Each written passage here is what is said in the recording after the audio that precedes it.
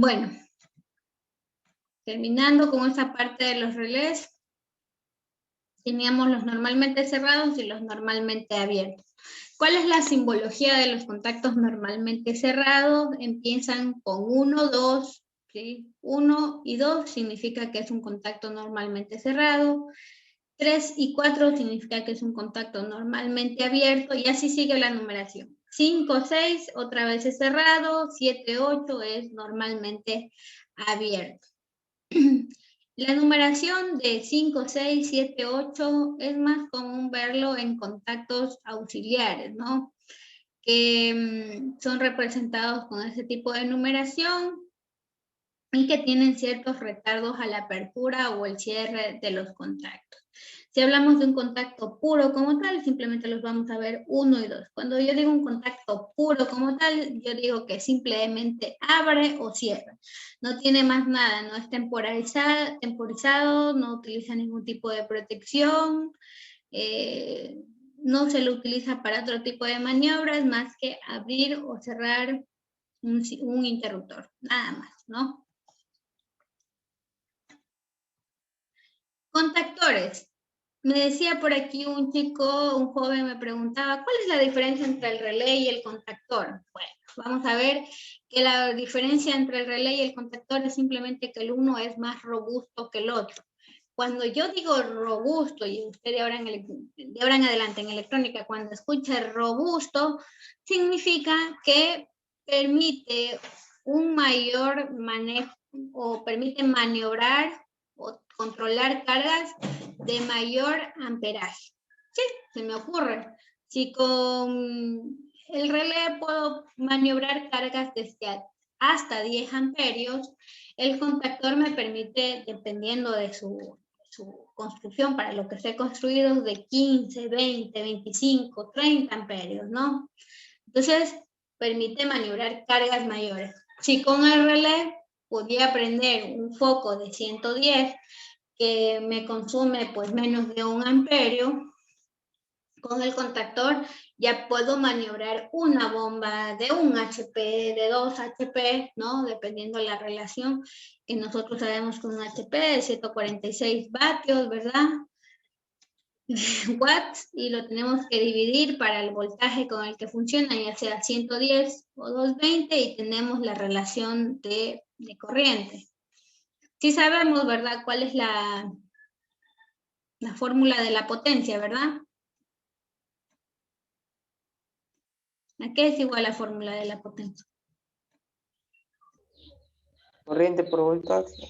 Correcto, corriente por voltaje. Parecen cosas insignificantes, ¿no? Que nosotros no sabemos, pero esta fórmula de corriente por voltaje de la potencia, que ya ustedes van a ver que hay otros tipos de potencias que interactúan dentro de un elemento, pero con esta fórmula, sí, general de la que vemos aquí, podemos determinar el consumo de cualquier elemento. Digamos que su televisor funciona, o le dice que consume 1000 watts. Se me ocurre, ¿no? Se me ocurre que funciona con 1000 watts y usted no tiene 220, sino solo tiene 110 voltios, ¿no? Entonces tiene 110 voltios y tiene la corriente, ¿no? ¿Cuánto, despejando la corriente, cuánto es este valor de 1000 dividido entre 110? Creo que son como 9, algo amperios, ¿no? 9.09. Ya, 9.09. ¿Sí? Una corriente bastante alta, ¿no? Y bueno, es algo que seguramente ustedes les deben haber explicado también ya en el primer semestre. Esto es el consumo, esto es lo que determina el consumo, porque nosotros sabemos, nuestras televisoras dicen 1000 vatios.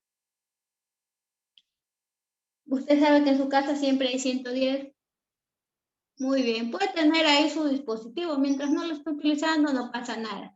Ah, pero lo conectó, lo prendió, ya le generó fuerza y empieza a haber un flujo de corriente. Entonces, lo que consume usted o lo que está adquiriendo de consumo ahí, si bien es cierto es la potencia, pero ¿qué genera ese consumo? Pues es la corriente que consume, ¿sí?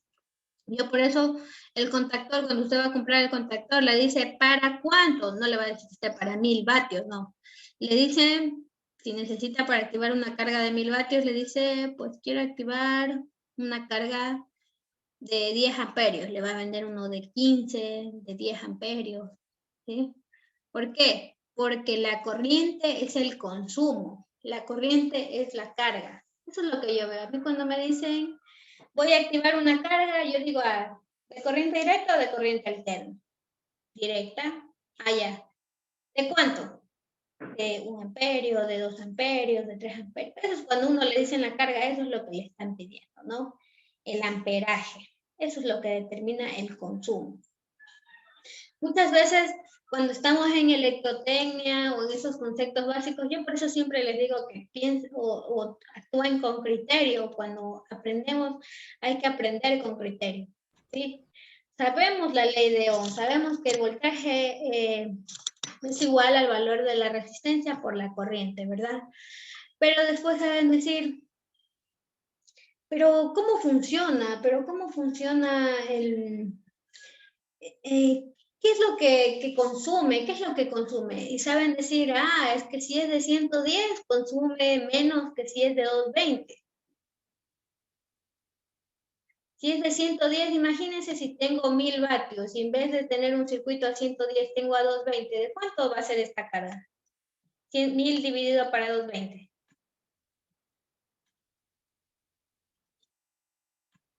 ¿Cuánto será? 0.5. 1000 para 220. 4.54. Ya, ahí sí, la mitad, ¿verdad? Entonces nosotros como tenemos, y eso es algo que tienen la mayoría de los alumnos cuando terminamos el primer semestre, es que creemos que quien delimita el consumo o quien delimita esa carga es el voltaje, cuando al contrario es la corriente. El voltaje es fijo dentro de su casa, el voltaje es fijo, siempre 110 o 220. De que hay elementos como el cargador que después le manda 3.5 voltios a su celular, está bien porque tiene un pequeño transformador el cargador. Entonces, tiene un cargador que le transforma esa energía, pero siempre hay 110 ahí, ¿no? Entonces no está bien decir que, por ejemplo, si funciona 110 a 220, a 220 debe consumir más. No, mire, consume menos. Por eso lo hicieron para 220, para que consuma menos, para que esa relación de voltaje y corriente sea menor, ¿no? ¿Qué otra cosa siempre tienen esa duda? Es, por ejemplo, dicen, ¿qué funciona? No entiendo cuál es la función del neutro. O no entienden qué funciona el neutro dentro de un circuito. ¿Quién me dice qué hace el neutro dentro de un circuito?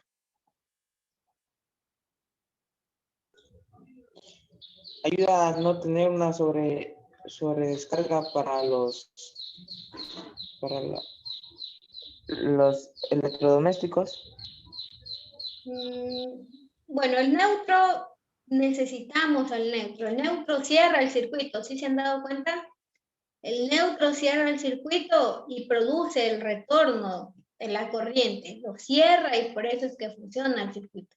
Es retorno del circuito como tal, ¿no? Y permite el cierre para que funcione. Entonces, muchas veces yo he visto que tienen inconvenientes, pero el neutro no lo delimitan en una instalación eléctrica, no dejan claro cuál es el neutro, cuál es la fase, cuándo es importante determinar ese tipo de situaciones. Entonces, bueno, ya me fui por otro lado, pero lo que quería llegar es que ustedes a veces tenemos ciertos elementos que nos dan en primer semestre y no los entendemos, solo los hacemos mecánicamente. Uno de ellos es relacionar la relación de potencia, ¿no? De voltaje por corriente. Importante para determinar qué tipo de contactor necesito. Yo, por ejemplo, en la práctica que les voy a mandar es con un foco incandescente, no sé cuánto, un foco normal, le consume hasta máximo 40 vatios, 40 vatios para 110, el consumo de un foco es de menos de un amperio, por lo tanto, pues puedo utilizar estos relés de uso común, que son esos de color azul, esos motores de 9 voltios que tienen para los carritos al control remoto. Sí, bueno, esos funcionan a 9 voltios. La potencia, no sé, se me ocurre un motor, siempre tiene un mayor consumo, se me ocurre que debe tener 1 amperio de consumo a lo mucho, ¿no? Entonces, ese tipo de situaciones siempre tenemos que determinar a la hora de utilizar ese tipo de elementos. Y recuerden, siempre el datasheet, ¿cómo funciona el contactor? Bueno, ¿cómo funciona el contactor? Les decía que es igual que el relé, ¿sí? Solo que es más robusto, es decir, permite tener o soportar cargas mayores, ¿en dónde? En sus contactos. Por eso les explicaba esta parte de la corriente, ¿sí? Permite soportar, digamos, este soporta la carga de 9 amperios, mientras que el relé, pues simplemente soportará hasta los 5 amperios. Con el relé, simplemente puedo activar tranquilamente mi foco, mi motor del carrito a control remoto, mientras que con este contactor ya activo la bomba, ¿no? La diferencia es eso, ¿no? La carga. Ya les expliqué, la carga es el valor de consumo de la corriente. Tenemos varios terminales, si ustedes se dan aquí cuenta, tenemos varios terminales dentro de un contactor. ¿Cuáles son? ¿Qué significan estos terminales? ¿Sí? Estos, a ver, este de aquí, dibujar acá, ya. Estos terminales de aquí simplemente vamos a conectar nosotros nuestra carga. Digamos que tenemos que conectar un motor trifásico. Simplemente el motor se conecta. Línea 1, línea 2, línea 3, ¿no? Si es un motor trifásico, se conecta el motor aquí y va a funcionar. Este va a ser nuestros contactos. Si tal vez no tenemos una carga trifásica, si simplemente tenemos una bomba de medio HP o de 1 HP, se me ocurra, ¿no? Esta bomba simplemente funciona a 110. Ya no voy a necesitar esos 3 terminales, simplemente voy a necesitar 2 terminales para conectar mi bomba, ¿sí? Entonces aquí simplemente se conecta la bomba directamente en estos terminales, ¿sí? Acá tengo línea 1, línea 2, línea 3. Estos son la alimentación del contactor, ¿sí? Aquí yo bien, si es trifásica, voy a tener que conectarme a mi red trifásica, es decir, RST según la sincronía de mi línea trifásica, me conecto acá. Si por el contrario, simplemente esta bomba, digamos que funciona a 220, tengo que conectar aquí mis 220 voltios. ¿Sí? Digamos que esa es una fuente de voltaje. Conecto mis 220 voltios y esa bomba funciona con 220, aquí van mis 220 voltios. Si por el contrario esta bomba funciona con 110, aquí tengo que conectar mi 110, es decir, fase y neutro. Va de un lado y del otro. Acá también va, simplemente se conecta la bomba, ¿sí? Esa es la conexión de un contactor, es decir, lo alimentamos en estos terminales superiores y conectamos la carga directamente en los terminales inferiores.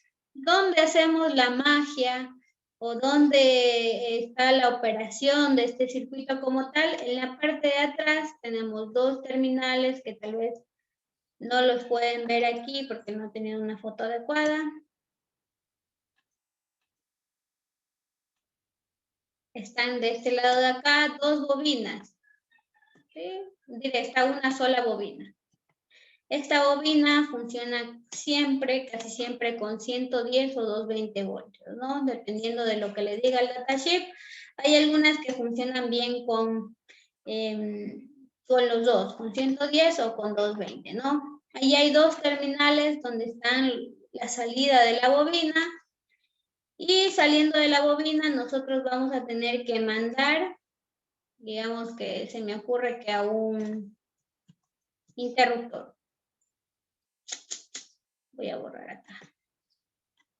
Denme un ratito que tenía mi lápiz por aquí y no lo encuentro. Un ratito.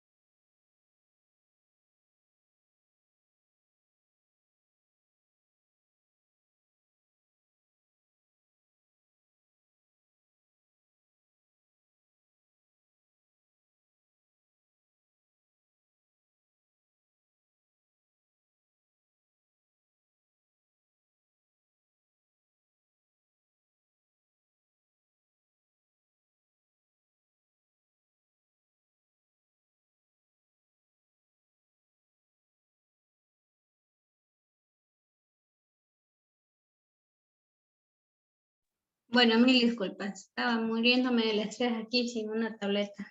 Pero bueno, ya tengo otra. Bueno, les decía que aquí teníamos dos terminales que son de la bobina. Es decir, aquí hay una bobina. ¿Sí? Nosotros tenemos que activarlos remotamente. Voy a simular aquí un relé, ¿no? Un interruptor. Si se cierra, simplemente va a permitir, o se va a cerrar, es como que aquí internamente también hubieran contactos, ¿no? Que se cierran. Si se cierra, pues simplemente se cierra la alimentación, digamos que aquí conecté fase y neutro, y empieza a moverse nuestra bomba. Si por el contrario se abre,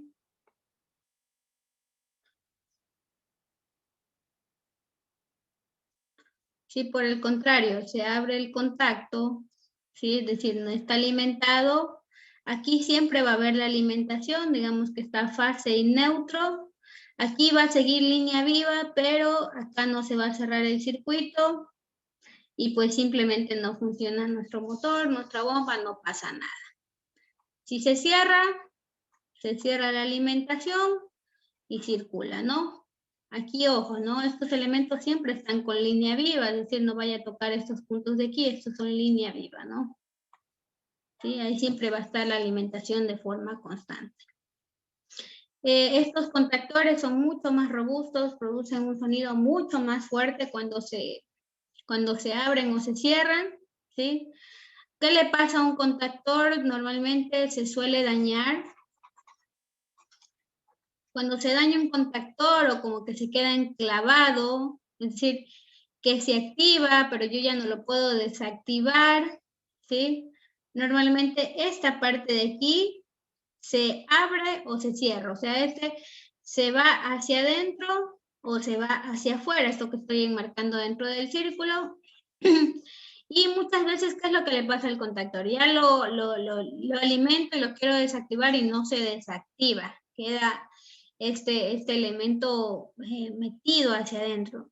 Eso en lenguaje coloquial de la electrónica dicen que el contactor está tripiado, ¿no? Que está tripiado, que no funciona y a veces pues simplemente tal vez no tienen el dinero para reemplazarlo o prefieren ahorrarse la fatiga de reportarlo. ¿Qué hacen los operadores dentro de las empresas? Pues cogen y lo presionan manualmente aquí, ¿sí? Para que se vuelva a desactivar, ¿sí? Pero ese no es el caso porque entonces ya no es un elemento automático, ya es manual, si usted tiene que venir a tocarle acá, ¿no? Para que vuelva a su posición inicial. Entonces, ahí le conocen como que está tripiado. Si ya se tripió el contactor, es mejor cambiarlo.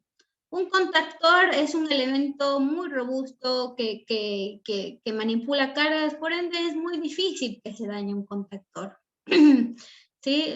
Puede que ya sea que perdió su vida útil. Digamos que estos son marca Chin. La marca Chin es una marca media, de gama media.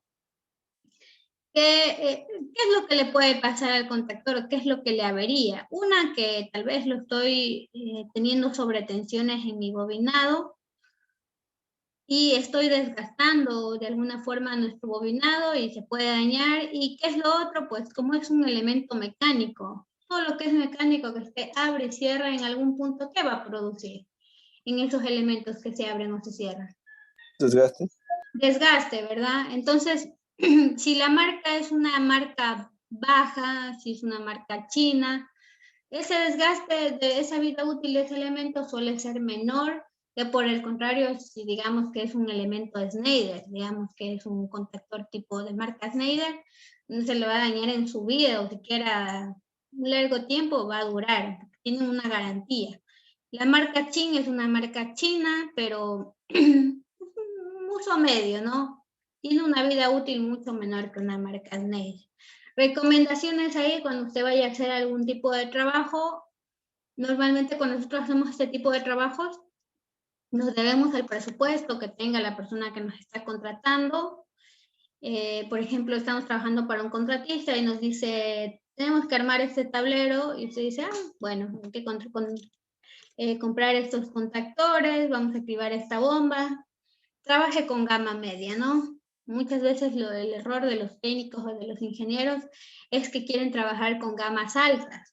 Solo quieren trabajar con gamas altas, no, porque es mi palabra, yo quiero dejar algo de calidad, pero también como ingenieros, como técnicos, tenemos que debernos al presupuesto de la empresa, entonces trabajen con gama media. Tampoco le digo, en cambio, el contratista si quiere ahorrar todo, ¿no? Tampoco trabaje con gamas muy bajas, porque corre el riesgo de que pues simplemente está funcionando, funcionó un mes y ya se dañó, ¿no? Entonces ahí les va a salir el doble porque tienen que volver a comprar, ¿no? Entonces, eso de recomendaciones cuando ustedes ya estén trabajando, gama media, marca Chin es una gama media, suficiente para trabajar. Y si su contratista tiene un mayor dinero, pues compre una Schneider, ¿no? En el mercado van avanzando y van habiendo más tipos de contactores. ¿Quedó hasta aquí alguna pregunta, chicos? ¿Alguna duda que tengan? No, Inge. Inge, disculpe esa información, todo lo que nos ha explicado hasta ahora. ¿Va a subir al aula de Classroom? Sí, estas diapositivas, solo que no le he puesto la línea gráfica. Estas eran unas diapositivas anteriores y no está la línea gráfica del instituto, la nueva línea gráfica, entonces ese es el único problema. ¿Hasta aquí alguna pregunta, chicos? Bueno. Vamos a ver qué es lo que vamos a hacer esta semana. Esto es todo lo que yo les doy en la parte de relés electromagnéticos. Vuelvo y repito, no necesitamos conocer más nada más. Así que me decía Kevin que no puede trabajar. Mi forma de trabajo, vamos a explicar la forma de trabajo del taller. Yo les había planteado que lo hagamos de manera física, ¿sí? De manera física, la manera que a mí me gusta que implementen una práctica. La simulación también es importante porque le da un entendimiento a usted de cómo funciona un elemento, y siempre casi todos los electrónicos, electricistas, primero hacen la simulación y después la implementan. Es la forma correcta de trabajar, ¿no? Si no funciona en la simulación, menos va a funcionar en la parte física, ¿no? O lo que les pasa, funciona en la simulación, pero no funciona en la parte física, porque la parte física tiene a veces cosas como que algún elemento esté dañado, una mala conexión, no se dio cuenta. Entonces ahí es donde realmente juega el papel de practicar como tal, ¿no? Entonces me decía Kevin, por ejemplo, que no podía. Está bien. Dejemos, y como yo no les pasé a tiempo los materiales, Vamos a dejar el taller para el día viernes, que tenemos 2 horas.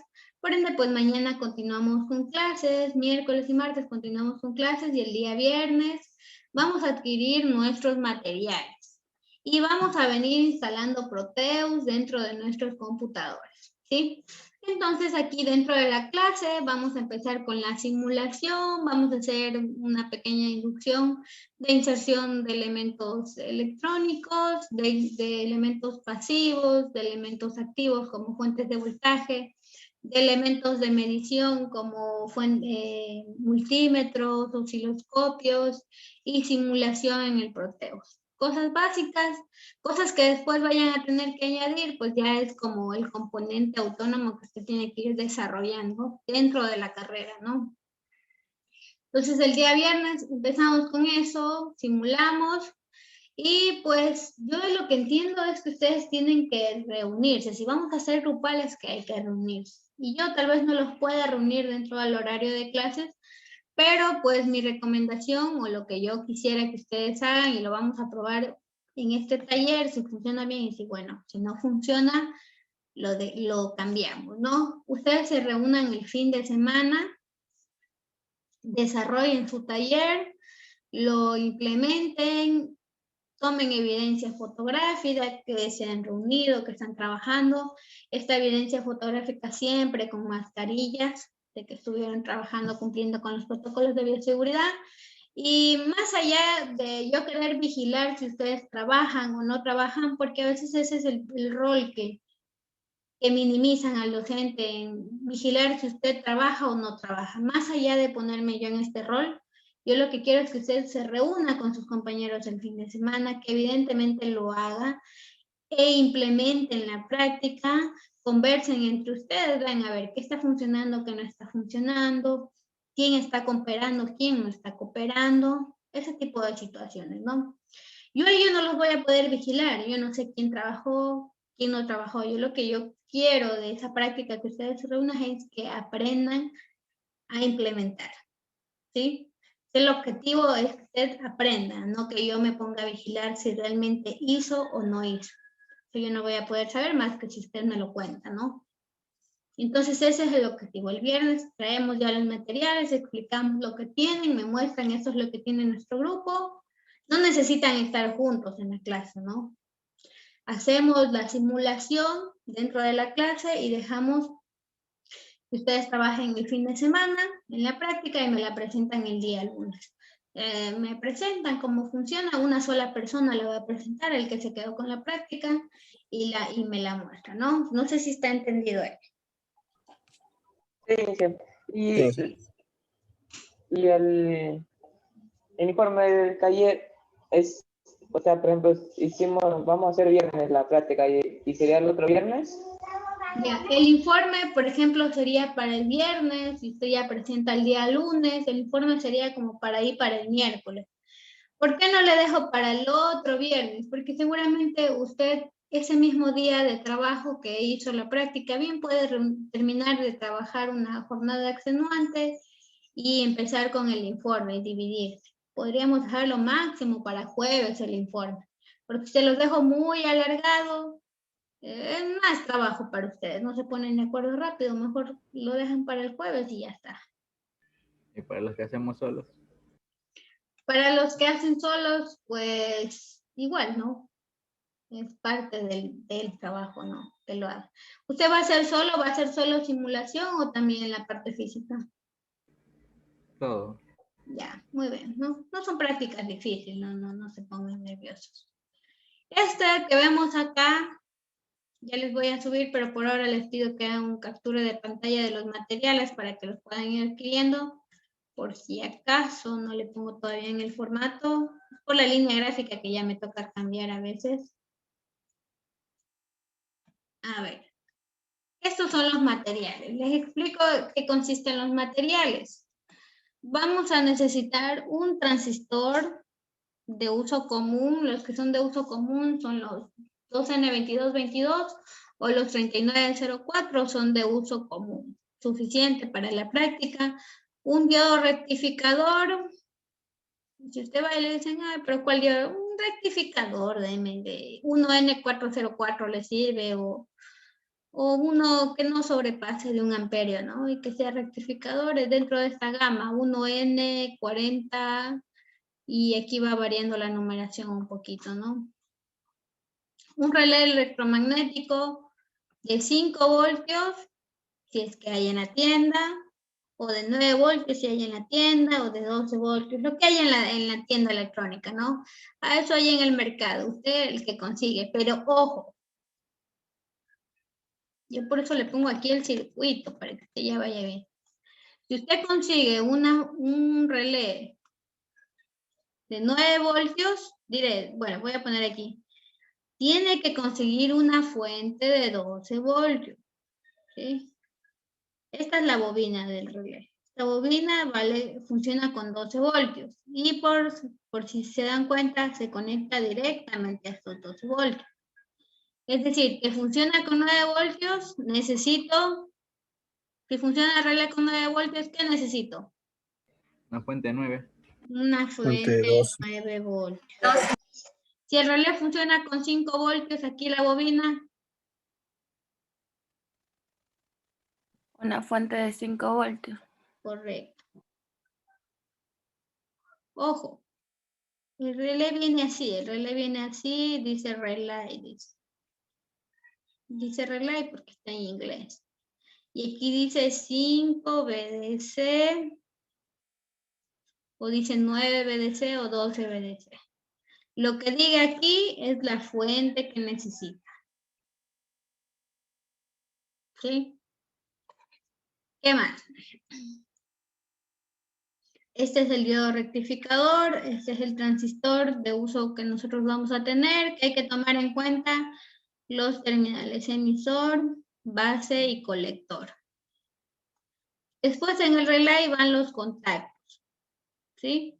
Yo les dije que quería que activemos una carga en DC y una carga en AC.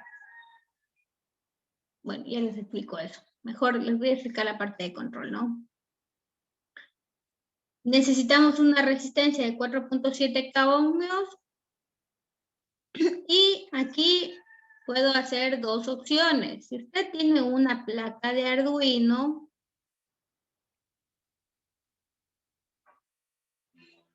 Arduino funciona de 5 o 0 voltios. Puedo conectar aquí una salida digital en Arduino y conectar a la resistencia. Esa es la una opción. Si usted ya tiene una placa de Arduino, le recomiendo que traiga su Arduino. Si tal vez no tiene Arduino, todavía no lo va a adquirir, aunque le recomiendo que ya lo haga porque tiene una clase de programación de Arduino, puede comprarse un interruptor, un switcheo, y este lo tiene que conectar a una fuente de voltaje. No sé si me imagino. Si trabaja con 12, puede trabajar con estos mismos 12 voltios, ¿no? ¿Sí? Y utiliza un interruptor. Cuando pulsa el interruptor va a activar todo el circuito, pero hay algunos interruptores que no se mantienen enclavados. Entonces va a tener que pulsar, se activa la carga, deja de pulsar y se va a desactivar la carga, ¿no? Que va a reemplazar al Arduino, ¿sí? Pero si tiene el Arduino es mucho mejor porque simplemente lo programa al Arduino, ¿verdad? Y el Arduino va a estar prende y apaga la carga, ¿no? Entonces aquí, si va a comprar el Arduino, está bien. Y si no tiene Arduino,